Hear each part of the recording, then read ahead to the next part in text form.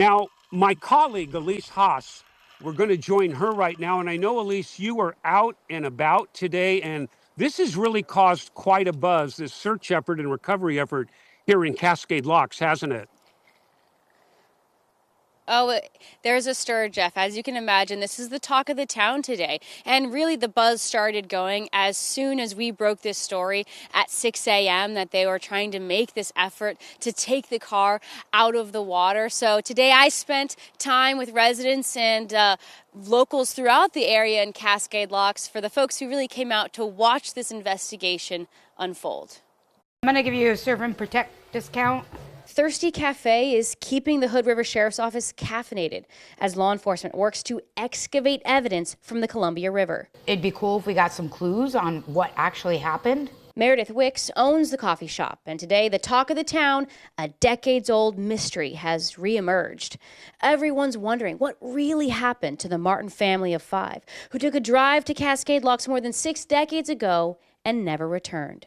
A lot of people remember the story. You know, we're a quiet little town, and so when anything ever happens, there's rumors of everything. So it's very interesting to see what everybody's chattering about. News spread fast. People even traveled to Cascade Locks today from the Washington side of the river. It's a historical event. Lori Call drove here from High Prairie because she was curious to watch the developments with her own eyes.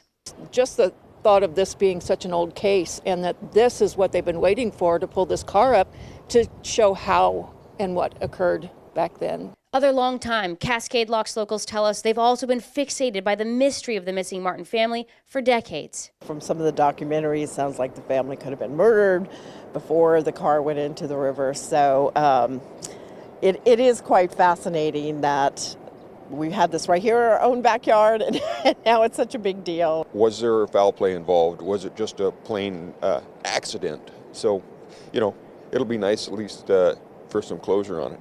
After all these years, they say any answers are worth the wait. It's taken 67 years to finally, hopefully, break this case. Back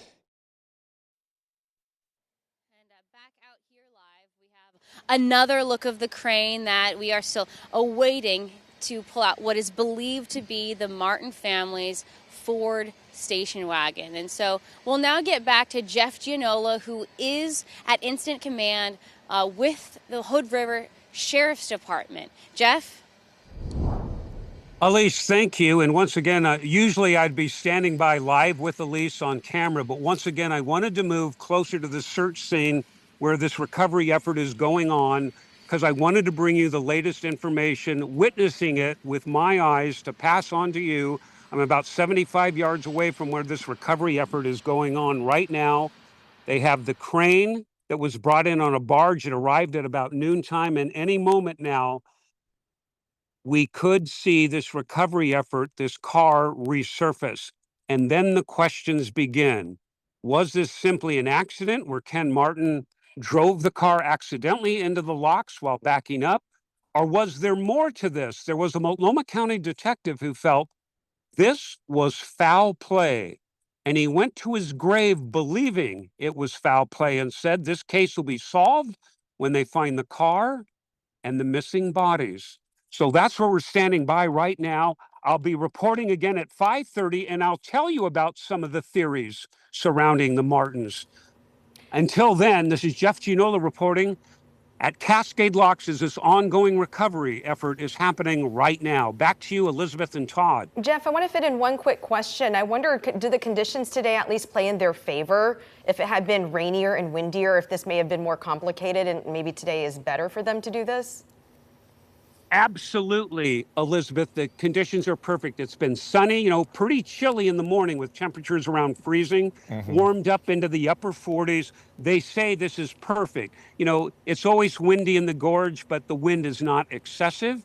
And there's always a current running through the locks, and that's what they're fighting right now. Remember, this car is buried by a lot of rocks and debris, and they're spending a lot of time right now clearing that off. But they tell us for the most part, the car is intact. So we'll see. They want to keep it that way as they pull it up, and they're wrapping the car underwater to preserve any evidence that might filter out. Then once they do get the car, it'll be transported to a secure facility, and that's where the real work begins. Sifting through all the debris step by step in a grid pattern that'll be laid out on the floor of a warehouse.